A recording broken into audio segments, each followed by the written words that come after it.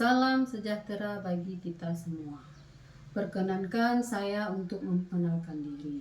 Nama saya Deni Trianda Fitri STMT, dosen tetap pada program studi Teknik Sipil pada Fakultas Teknik Universitas Gunung Leuser dengan nomor induk nasional dosen atau NIDN 1301068301 atau NUPTK 0937616662 2302 332. Dengan penuh tanggung jawab dan komitmen, izinkan saya menyampaikan pernyataan diri dosen atau PDD dalam rangka unjuk kerja Tridharma Perguruan Tinggi atau UKT-PT pada bidang pengajaran. Video ini dibuat sebagai bagian dari proses sertifikasi dosen gelombang 1 yang diselenggarakan oleh Kementerian Pendidikan Tinggi, Sains dan Teknologi atau Kemendikti Saintek tahun 2025.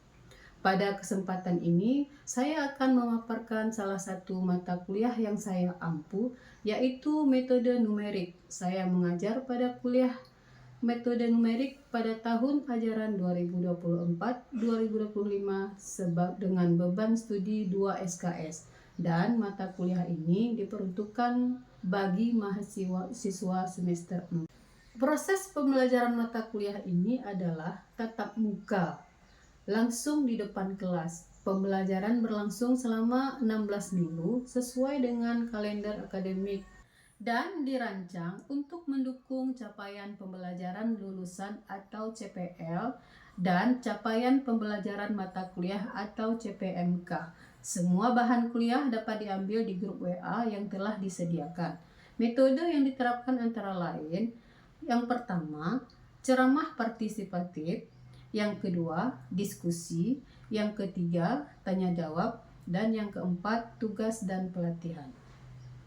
Untuk mendukung CPL program studi S1, ada 3 domain utama yang harus dipenuhi. Yang pertama, S merupakan sikap, P merupakan pengetahuan, dan KU dan KK yang merupakan keterampilan. Adapun CPL yang relevan diintegrasikan dalam pembelajaran yaitu S10. Memiliki sikap jujur, peduli, tanggung jawab untuk mencapai hasil yang sempurna dalam pekerjaannya. P1 menguasai konsep sains dan prinsip aplikasi matematika rekayasa pada perencanaan dan perancangan bidang. KU5 mampu mengambil keputusan secara tepat dalam konteks penyelesaian masalah di bidang teknik sipil berdasarkan hasil analisis informasi dan data. KU8 mampu melakukan proses evaluasi diri terhadap kelompok kerja yang berada di bawah tanggung jawabnya. KK1 mampu menerapkan matematika rekayasa pada perencanaan dan perancangan bidang seperti rekayasa struktur, rekayasa sumber daya air, rekayasa geoteknik, rekayasa transportasi, dan manajemen rekayasa. Setelah menyelesaikan mata kuliah ini, mahasiswa diharapkan mampu. Yang pertama, mampu memahami manfaat mempelajari metode numerik. Yang kedua, dapat menentukan hampiran fungsi ke dalam deret Taylor. Yang ketiga, dapat menentukan hampiran persamaan tak linier baik secara deret Taylor. Yang A mengetahui kegunaan deret Taylor, yang B mengekspansikan suatu fungsi ke dalam deret Taylor. Yang ketiga, membedakan pembulatan pada titik kambang. Yang keempat, menentukan galat perhitungan aritmatika pada bilangan titik kambang terhadap operasi perkalian dan pembagian. Yang kelima, mencari akar-akar polinomial, menentukan koefisien-koefisien suatu polinomial jika diketahui akar-akarnya. Yang keenam, menentukan nilai suatu polinomial pada nilai yang ditetapkan dengan MATLAB. Yang ketujuh, menentukan hasil kali polinomial, menentukan turunan suatu polinomial, serta menentukan hasil bagi polinomial dengan MATLAB. 8. Menentukan hampiran akar dari persamaan tak linier dengan cara grafik maupun tabulasi dan mengecek kebenarannya menggunakan Microsoft Excel. Yang 9. Menentukan hampiran akar dari persamaan tak linier dengan metode bagi dua secara manual dan mengecek kebenarannya menggunakan Just Basic atau MATLAB.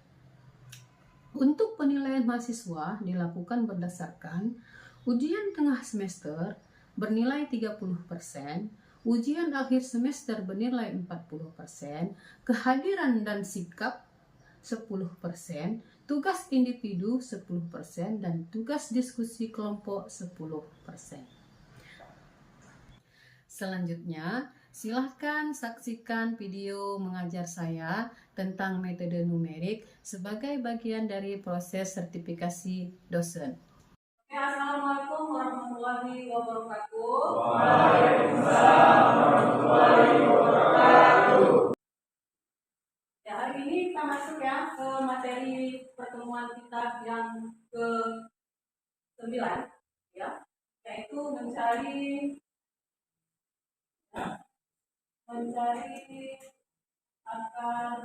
akar persamaan polinomial dengan metode kan. Gimana kan pertemuan kita minggu lalu dengan metode Newton-Raphson, dan sekarang kita lanjut dengan metode kan. Nah, sama halnya dengan metode Newton-Raphson, bedanya kalau ini kita tidak menurunkan pertemuan pertama, kita langsung ke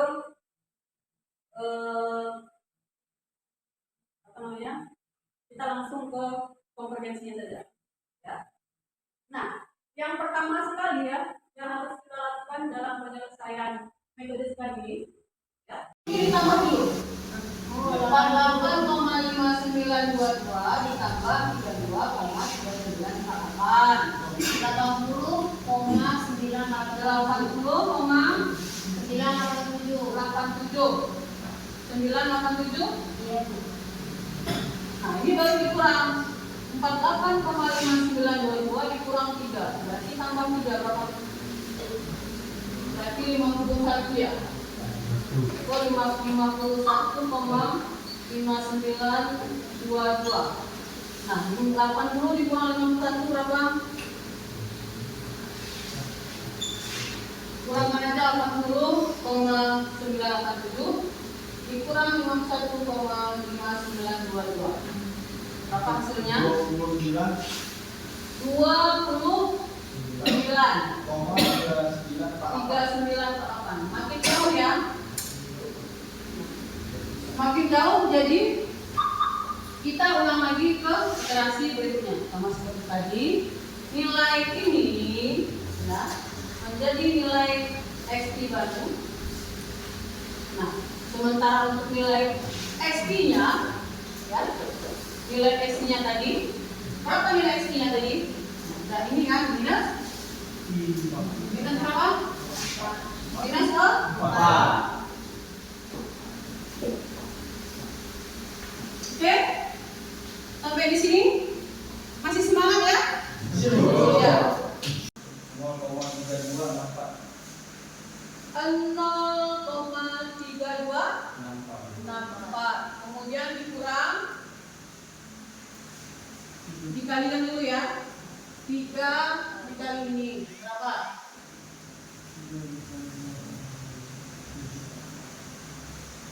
Berapa hasilnya?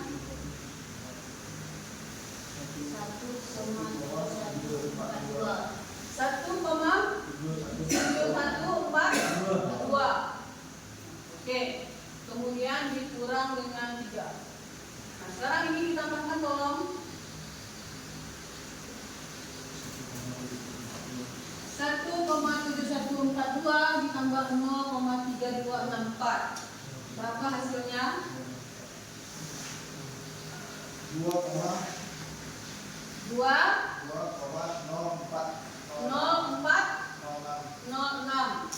dikurang, nah tambahkan aja ini 1,7142 ditambah 3 berapa?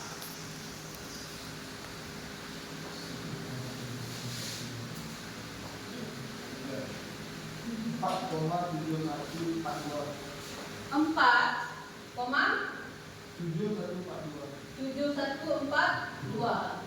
Berapa hasilnya? Kalau kita lihat di sini berarti minus ya. Minus berapa? 2,0406 dikurang 4,7142.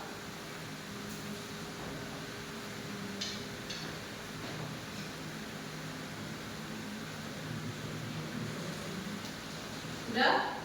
Min 2,6736. Minus 2,673. 2,67336.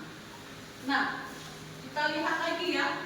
Ini kita sudah dapat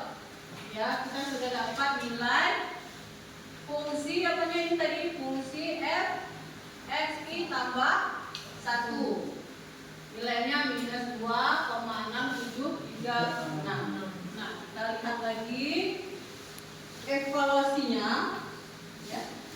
Jika nilai fungsi SI tambah 1 ya, mendekati 0 atau sama dengan 0, maka nilai XI itu merupakan akar persamaan. Kita lihat ini. Nah, kalau ini kan belum ya, masih jauh lah dari 0. Ya, masih jauh dari 0, berarti masuk ke evaluasi yang kedua. Nah, jika nilai fxi tambah 1 belum mendekati 0, nah berarti balik kembali ya. Berarti nilai xi tambah 1 berarti ini ya, menjadi nilai xi ya untuk iterasi berikutnya. Nah, sementara untuk nilai XI yang ini tadi, nah, nilai XI awal menjadi nilai XI dikurang 1 untuk iterasi berikutnya. Fungsi XI ada di 3 dikali dan dikurang dengan fungsi XI kurang 1 dikurang ke 4. Berarti sama dengan 2 dikurang ya. Sekarang karena waktunya pun sudah habis ya, nanti silahkan untuk soal latihannya silahkan diambil ya di grup ya, saya sudah share di situ. Kalau nanti ada pertanyaan, misalnya kalian tidak mengerti, silahkan tanya melalui WA pribadi atau datangi saya ke ruangan, atau kita pertemuan selanjutnya juga boleh ya.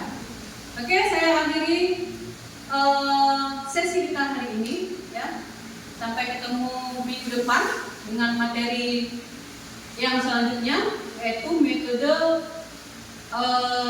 mencari akar polinomial dengan metode iterasi ya.